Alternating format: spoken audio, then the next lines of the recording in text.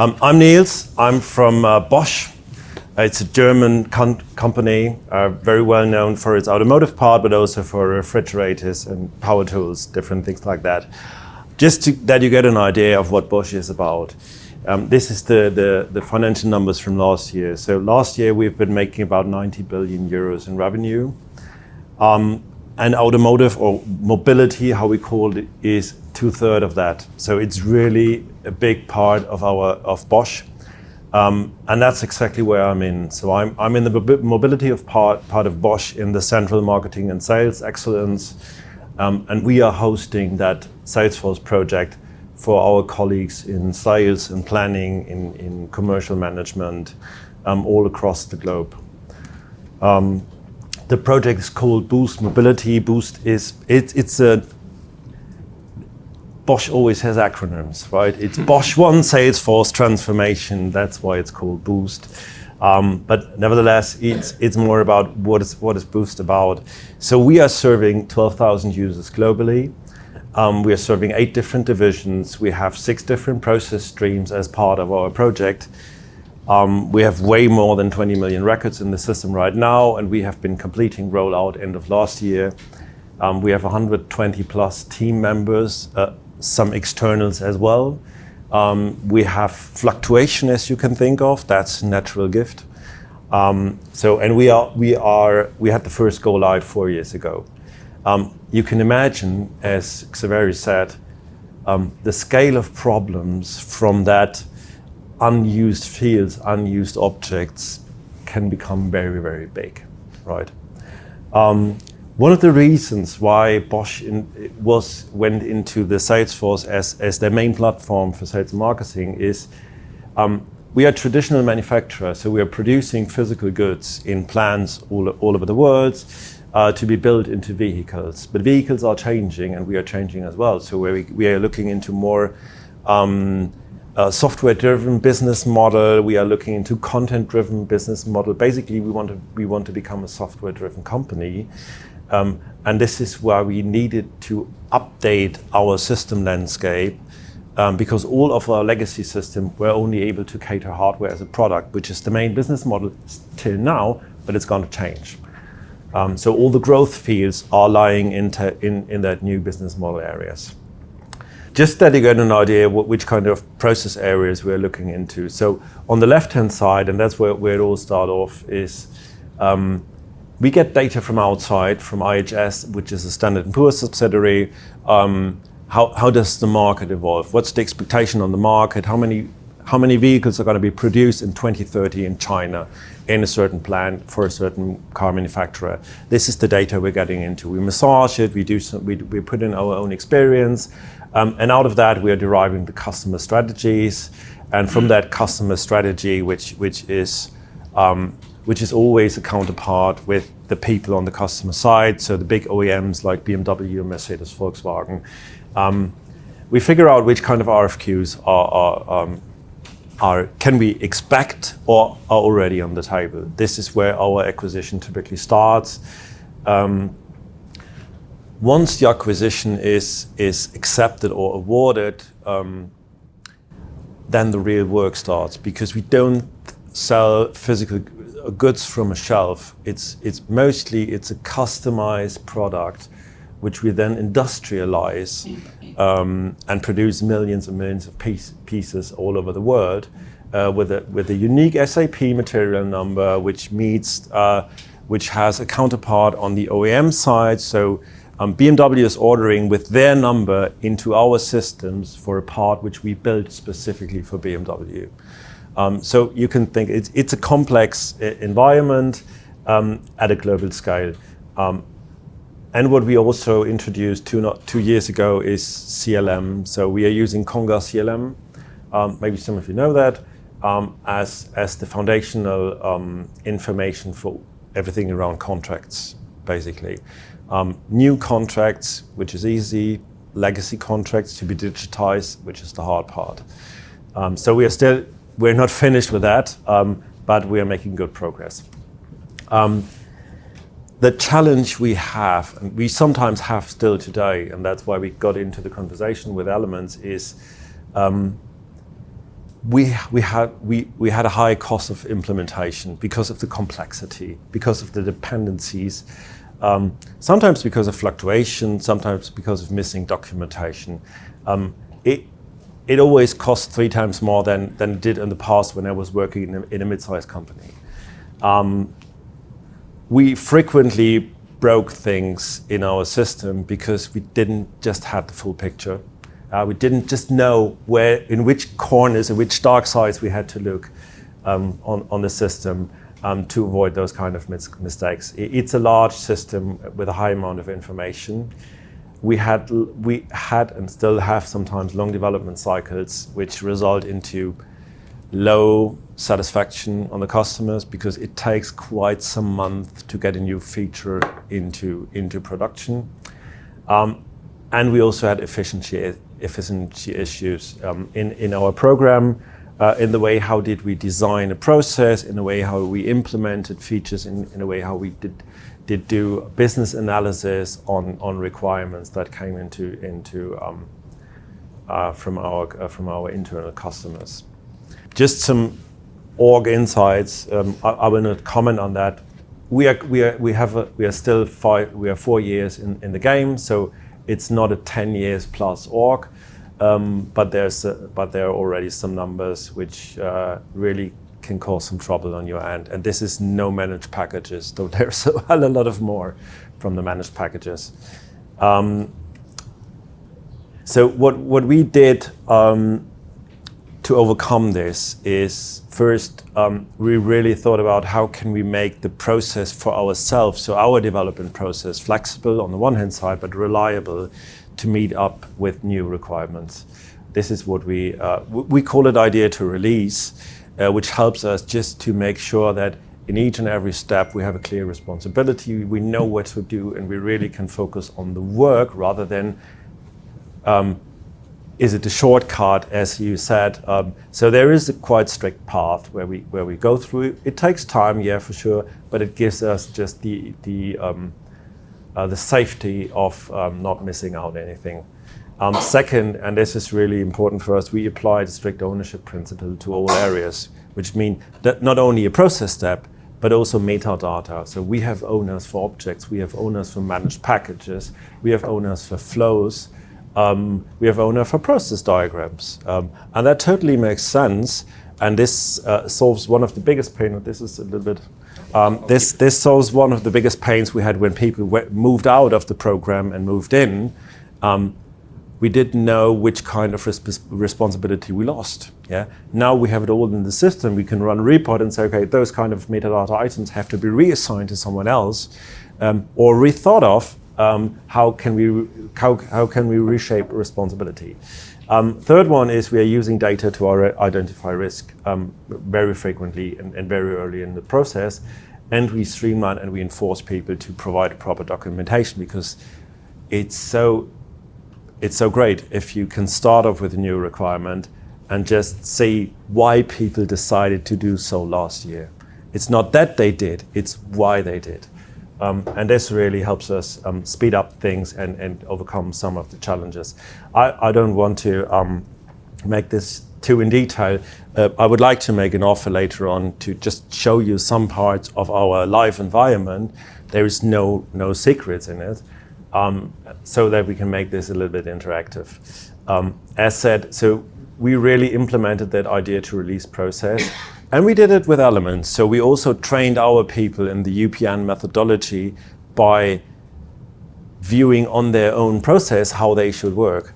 And that really helped us to also multiply the idea of the UPN methodology into our own team. So eat your own dog food, drink your own champagne, you name it.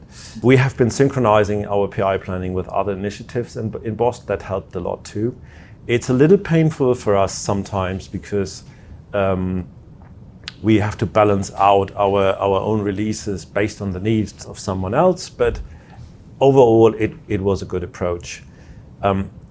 We also embedded the requirement management, so the epics basically, into Salesforce, so that all the business stakeholders can have an immediate view on where is the requirement? Where is my idea? Is it already accepted? Do I have to need some more promotion for that? Do I need to escalate, or do I want to? Do I have people who support me? So we put it into Salesforce, and that really also brought a huge push to us. And it's synchronized back and forth with Jira and Elements, so that we don't lose anything behind, that we don't lose any status updates behind. The ownership principle, and that's really obvious, but it was only possible with a solution like Elements, is if there is no owner, there is no responsibility. If there's no responsibility, nothing gets done. Point. Right? So we also support our teams with whom should you need to interact with. Whom can you ask if you want to build something related to an application where we have an owner? Who do you need to talk to if you want to make a change to an object or to a page layout for a certain object? Because there is an ownership, whether it's a technical ownership or it's a business ownership, it can be both. So it's never static. This is something we also incorporate in an annual review within the teams, especially with the product owners and business analysts, figuring out, does your responsibility described in the ownership still reflect your current role? Yeah, do we need to do any adjustments? It's hell a lot of work, but it's definitely worth it, because with those amount of people, with external people building objects, building fields, not having an ownership principle in place, that never works. And due to the hierarchy of metadata, we can always look one level above if we don't find the proper information. Yeah, if there is no owner on the field, which is very reasonable, but there is at least one on the object, right? And we can just go there and say, okay, this is under your control. You should know how to manage that. And then for sure we're using data, and data, metadata, but also data from our system itself. So how many records do you have? How often is that field used? How many different record types do we have? All that kind of data. This is something we had to learn to use this. It's not just a given thing. We really had to learn this and had to remind ourselves to look into that area again and again and again, and establish that kind of search routine before you do anything. Yeah. So it's the same when turning on the computer. Use Google first, and then try to figure out where's the gap, where do we need to do something. And with the ability to have the Chrome extension in place to connect with your Salesforce setup, we have the integration into Jira as well on the changes. That really helps us to surface this kind of information at any stage, at any sandbox for any developer. And that's really, for us, it's a huge advantage. But we had to spend some time on this. So we had to spend time on the integration. We had to spend time on the way, how can we interpret data? How can we support the colleagues in learning from the data they would potentially see? Because just because it's a nice color bar, it doesn't tell you the story. So you have to educate people, what's the story behind the numbers? And last, and for me still one of the most important things, is really documentation is king, but it must be connected, or we want to connect this to the source and to the purpose. Because otherwise, if 100 people are documenting their work without a clear structure, it becomes a nightmare. Everyone has different naming convention, everyone has a different way how to define a chapter, how to create a folder structure, all that kind of stuff. If you are using your metadata library as the general structure of information, of documentation, it's clear for each and every one, and it's repeatable for someone who comes into a team. It's repeatable for an architect from an external partner to say, okay, you could find all the documentation in the metadata. So everything is almost clear for someone who would call himself or herself a Salesforce professional. For sure, we have static documentation. We put this in Confluence, yeah, which is nice. We reference to it, but everything which is around processes or system documentation or requirement documentation, this is where we really encourage the people and also enforce the people to use Elements for that. And some of the guys then came across and said, hey, if we can do this for ourselves, for the team, why can't we do this for our users? I said, well, you can. Right. So they came up with the idea, and you can see this here on the lower hand right side, to have an embedded diagram into Salesforce UI with all the training content we have for the users in different roles in different parts of their journeys. So whether it's a knowledge article, whether it's a trailhead, whether it's a My Trailhead customized section, whether it's an interactive demo that we do quite frequently now, whether it's a video, everything is connected into an Elements diagram, and that diagram is published to each and every of the users in a dedicated documentation tab. The people really love it. Yeah, and this is something that came up from the team just as an idea to say, can't we do this? That would be so fabulous, because we don't have an idea how to provide all this information at the right place, and the right place is Salesforce itself.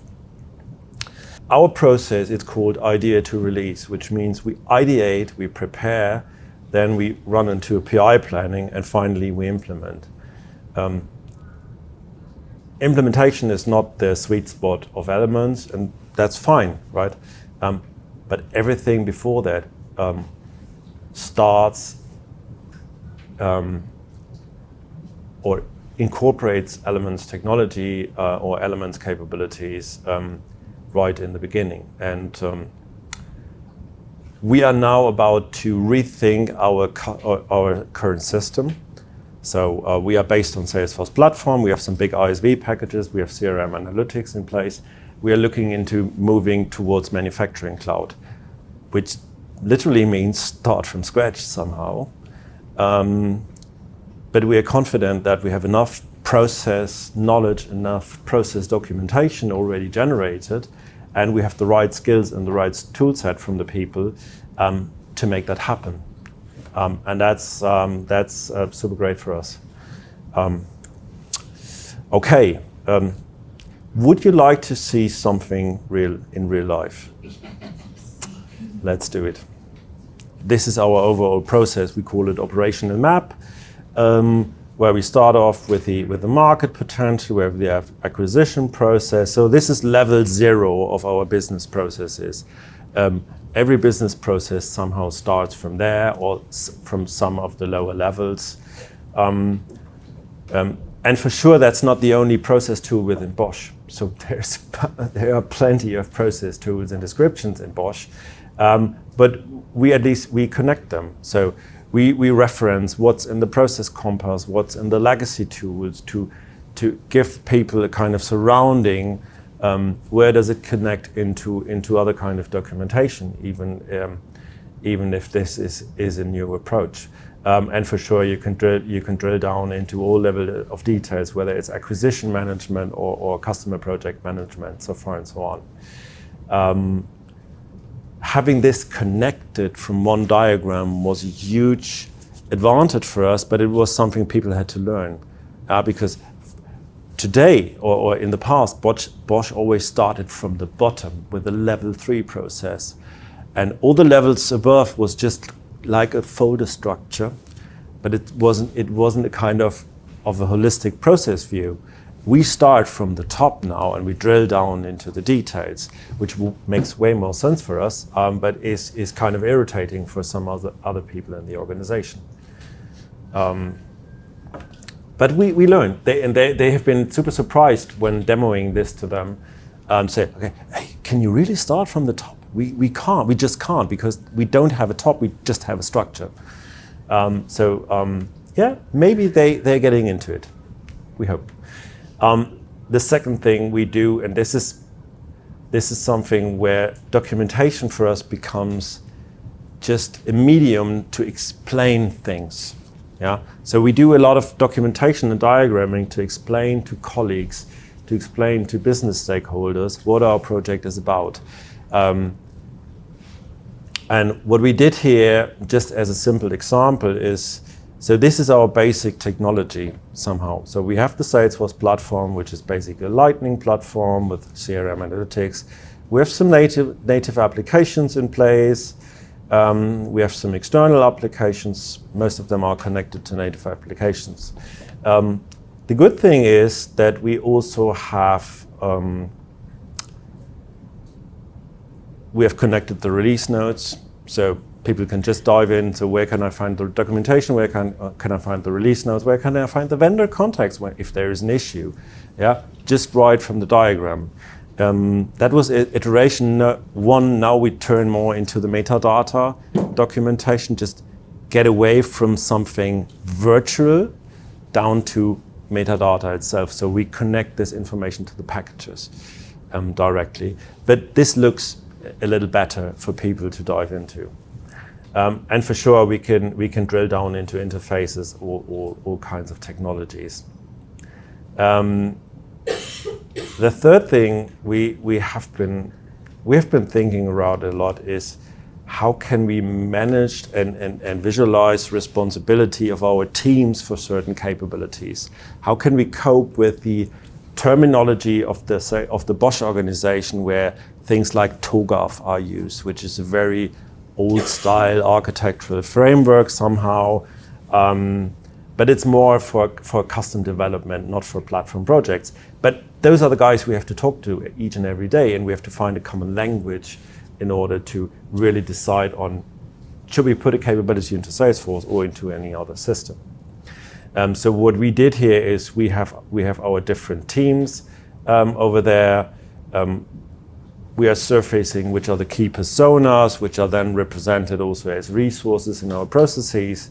What are the apps those guys are using or building into, or what they are responsible for, and what are the core capabilities within those teams, within the responsibility of a product owner finally.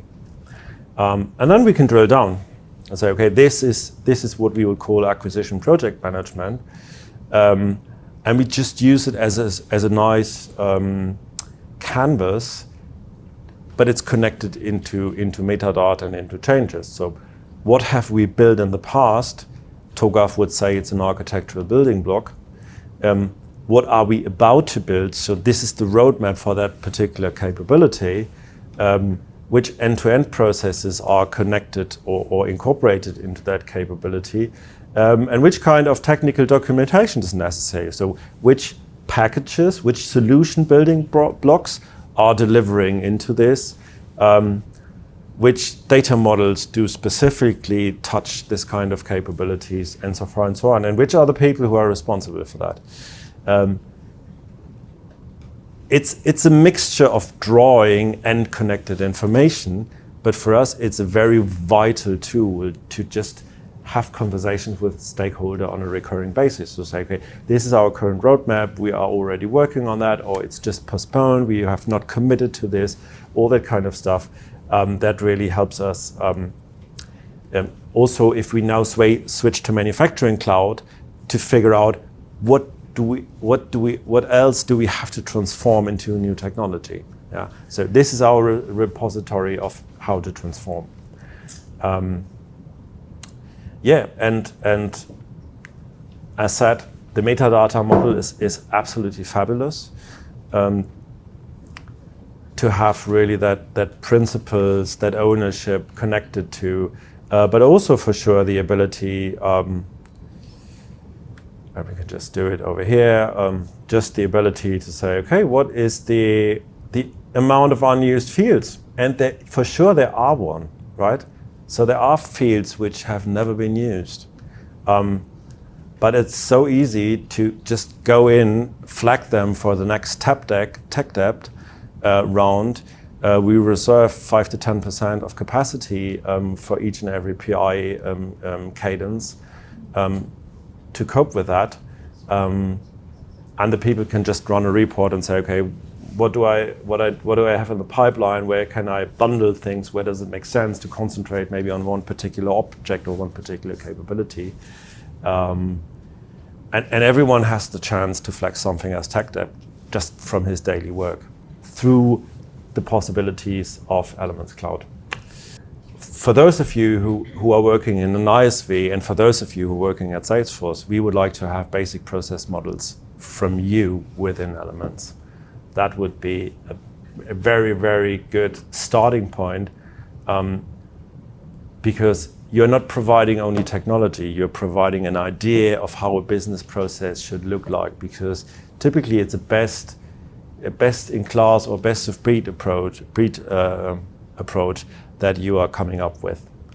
What I would like to do, that's on our shoulders, I would like to build our own metadata reference model for company KPIs, to connect metadata company KPI into my process models and into my data models. To really get an idea of, if I'm changing this process step, what will happen with my margin KPI XYZ. We don't have a clue how to build this. We have a clue from the technology, but not from the way how can we achieve that result. But this is something we're looking into. And in particular for you, I would like to see more connectors. So I would like to see CRMA, non-Salesforce products would be excellent. SAP would be cool. I know it's not that easy, but just to have a brighter spot of information. Platform is fabulous, but there is more out there, and that would be great. You're welcome.